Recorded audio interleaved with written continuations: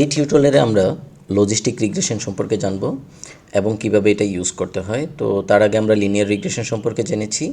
এটা কিছুটা হচ্ছে লিনিয়ার রিগ্রেশনের মতো, বাট আমি এখানে একটা রিয়েল লাইফ প্রজেক্ট দেখানোর চেষ্টা করব, যেটা থেকে আমরা হচ্ছে কনফিডেন্স লেভেল সহ বের করার চেষ্টা করব। তো প্রথমত আমাদের যেটা করতে হবে সেটা হচ্ছে যে পান্ডাস ইম্পোর্ট করে নিতে হবে। তারপরে আমরা সাইকিট লার্ন ইম্পোর্ট করে নিব। সাইকিট লার্ন ইম্পোর্ট করে হচ্ছে আমাদের যেটা করতে হবে, সাইকিট লার্ন থেকে আমাদের অ্যাকুরেসি স্কোরটা করে নিতে হবে, যেটা হচ্ছে আমাদের মডেলটা কতটা অ্যাকুরেসি দেয় সেটা করার জন্য। এবং হচ্ছে আমাদের ডাটা সেটটাকে দুই ভাগে ডিভাইড করবো, একটা হচ্ছে ট্রেন আর একটা হচ্ছে টেস্ট। সো সেই জন্য আমাদের ট্রেন অ্যান্ড টেস্ট স্প্লিট এটা ইম্পোর্ট করে নিতে হবে। আর তারপর হচ্ছে এই স্ট্যান্ডার্ড স্কেলারটা হচ্ছে ইম্পোর্ট করে নিতে হবে। তার কারণ হচ্ছে আমরা স্কেলিং করার চেষ্টা করব। ওকে, সো আমাদের নেক্সট যে কাজটা করতে হবে, আমাদের স্কেল নামে একটা ভেরিয়েবল স্ট্যান্ডার্ড স্কেল থেকে মেথডকে কল দিয়ে স্কেল নামে একটা ভেরিয়েবল নিলাম, যেটা দিয়ে আমরা স্কেল করব। তো প্রথমত হচ্ছে আমরা যেটা করব যে এই টিউটোরিয়ালে আমরা ডেঙ্গু প্রেডিকশন করার চেষ্টা করব। ডেঙ্গু জ্বর যে হয় সেটা হচ্ছে আমরা কোশ্চেন দ্বারা হচ্ছে চেষ্টা করব কিভাবে হচ্ছে প্রেডিক্ট করা যায়, যে কিছু কোশ্চেন দ্বারা যে তার ডেঙ্গু আছে কি নাই একটা পেশেন্টের। তো আমরা সেটা করব।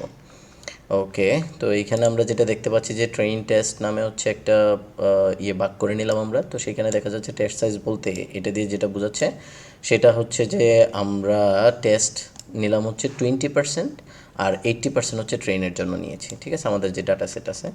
তো সেখান থেকে আমরা যেটা করব সেটা হচ্ছে যে আমাদের ইন্ডিপেন্ডেন্ট যেই ট্রেন ডাটা সেট আমি সেটা নিয়ে নিলাম, ইন্ডিপেন্ডেন্ট ট্রেন ডাটা সেট। সেখানে ইন্ডিপেন্ডেন্ট ট্রেন ডাটা সেট আমি অলরেডি বুঝিয়েছি ইন্ডিপেন্ডেন্ট কী জিনিস, তো এখানে আমি আর এটা বুঝাচ্ছি না। তো ইন্ডিপেন্ডেন্ট ট্রেন ডাটা সেটে আমরা কী কী রাখলাম, জেন্ডার, ডেজ, ফেভার, রাশ, ব্লাডিং আর হচ্ছে ভমিটিং, এই কয়েকটা জিনিস রাখলাম। আর ডিপেন্ডেন্টের মধ্যে রাখলাম হচ্ছে ডেঙ্গু, তার মানে হচ্ছে আমরা ডেঙ্গু প্রেডিকশন করব। তারপরে আমরা যেটা করলাম সেটা হচ্ছে যে স্কেলিং করে নিলাম। কাকে আমরা স্কেলিং করে নিলাম, ইন্ডিপেন্ডেন্ট যেই ডাটাগুলো আছে সেগুলোকে আমরা স্কেলিং করে নিলাম। তারপরে আমরা যেটা করব সেটা হচ্ছে যে টেস্ট ডাটা সেটটা হচ্ছে ইন্ডিপেন্ডেন্ট টেস্ট, এবং আমরা টেস্ট ডাটা সেটটাকেও স্কেলিং করার চেষ্টা করছি। তো আমরা ইন্ডিপেন্ডেন্ট টেস্টকেও করে নিলাম। তারপর আমরা যেটা করলাম লজিস্টিক রিগ্রেশন, লিনিয়ার মডেল থেকে লজিস্টিক রিগ্রেশন মডেলটাকে ইম্পোর্ট করে নিলাম। তো লজিস্টিক রিগ্রেশন এখন এইটার ভিতরেই হচ্ছে বাকি কাজগুলো আমরা করব এখন। তো লজিস্টিক রিগ্রেশন আমরা ফিট করে নিলাম। ফিট করে হচ্ছে আমরা ইন্ডিপেন্ডেন্ট যেই ট্রেন স্কেল ডাটা সেট ছিল সেটা দিলাম, এবং ডিপেন্ডেন্ট ট্রেন যে ডাটা সেট সেটা দিলাম। তারপরে আমাদের মডেল তো এখন রেডি। সো আমরা এখন চাইলেই প্রেডিক্ট করতে পারি। তো প্রেডিক্ট হচ্ছে আমরা ট্রেনের ডাটা সেটটাকে প্রেডিক্ট করলাম।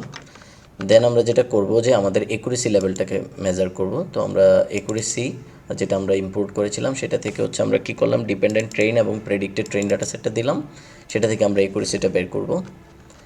এখন আমরা কি করলাম, একুরেসি যেহেতু এখানে আছে, সো আমরা একুরেসিটাকে প্রিন্ট করে দেখবো যে একুরেসি কত আসছে। তো আমি যদি এটাকে রান করি,